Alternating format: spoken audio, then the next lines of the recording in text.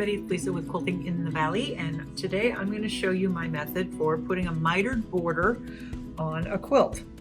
So I've already put one side on because you didn't need to watch me stitch on two sides. But the very first thing you do is you take I've already cut my miter strip, take your miter strip, divide it in half, find where the middle is.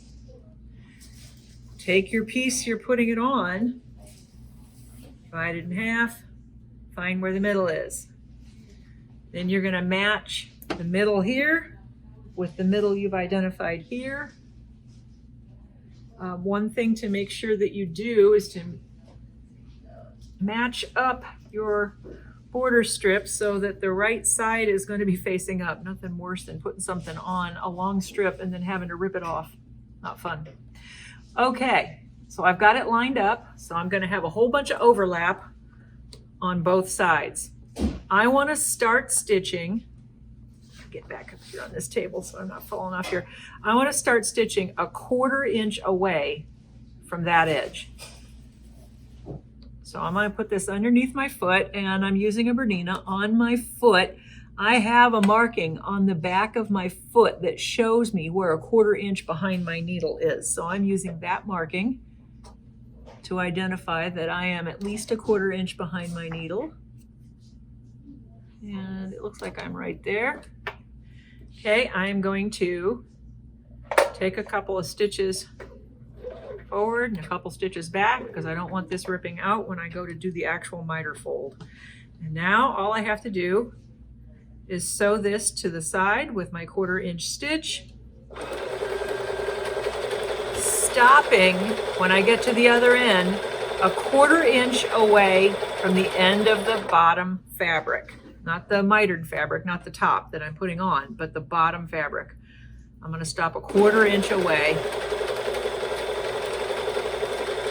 And because this particular fabric I'm using has a stripe in it, I'm actually using that stripe as my stitch guide. I'm not really using my foot because I don't want stuff showing that shouldn't be on the other side. So I'm stitching right along that black stripe there.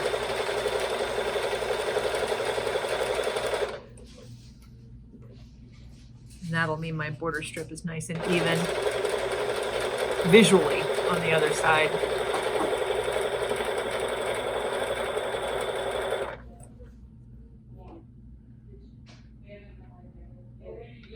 Okay.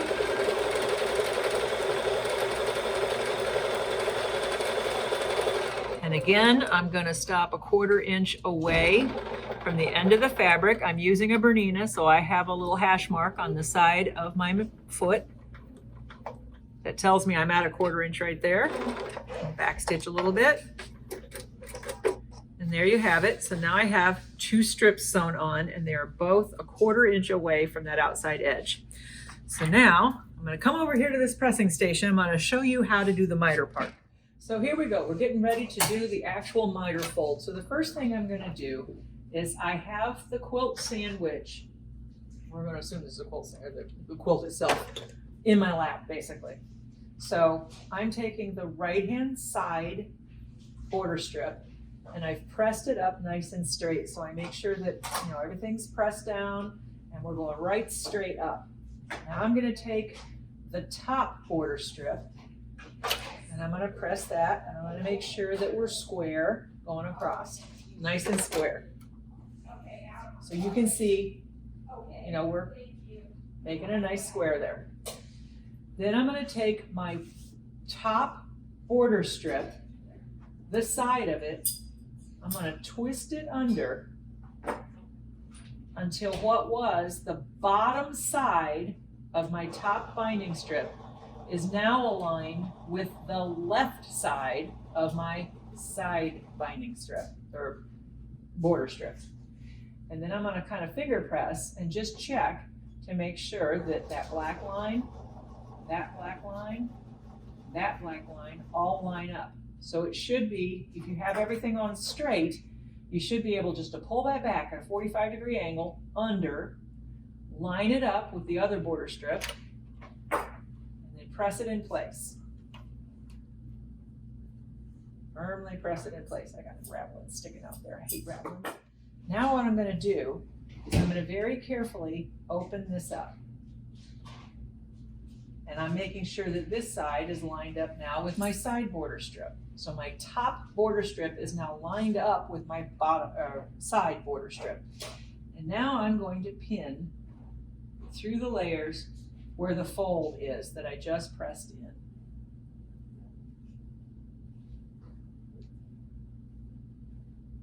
Just to make sure nothing slips around. And now I'm going to go over to the machine and I'm going to stitch right in that fold line. Right exactly through that crease line is where I'm going to stitch. And then I'll show you how to trim it. Alrighty, so now we got our fold pressed in, we got our two pieces pinned together, everything is lining up, and now I have it right underneath my foot and I'm about to stitch directly in that press line. And because we are careful, we never sew over pins. That can really mess up your machine in a big way, so we don't ever sew over pins. So I'm pulling those out as we go.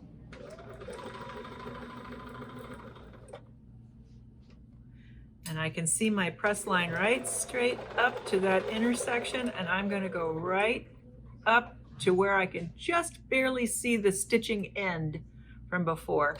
I will reverse out a couple of stitches just to make sure that holds.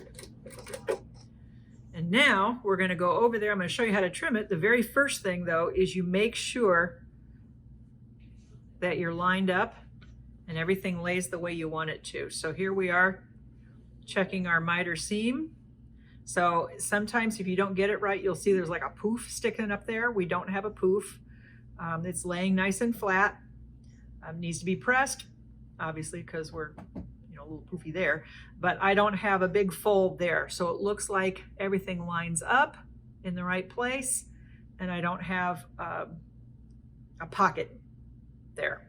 So now we're going to go over to our pressing station. We're going to press that and then we're going to trim off the back 1/4 inch away from that seam line. And then you'll have a miter border. Alrighty, so here we are, we've got our miter. I have pressed it. You can see we got our little black lines are matching, our little black lines are matching, our lizard gizzard guys are matching right across there. And now we're going to just flip that open like that.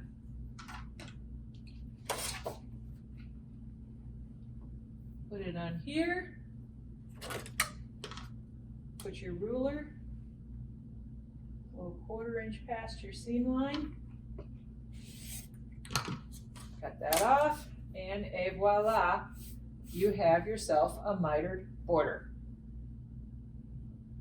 There you go. You repeat that for the other 3 sides, and then you've got a neat, it's a nice look to a border line. It really is a nice look. You can see that just leads the eye all the way around the corner. So fun to do, very easy, as you saw, and now you can do on your own.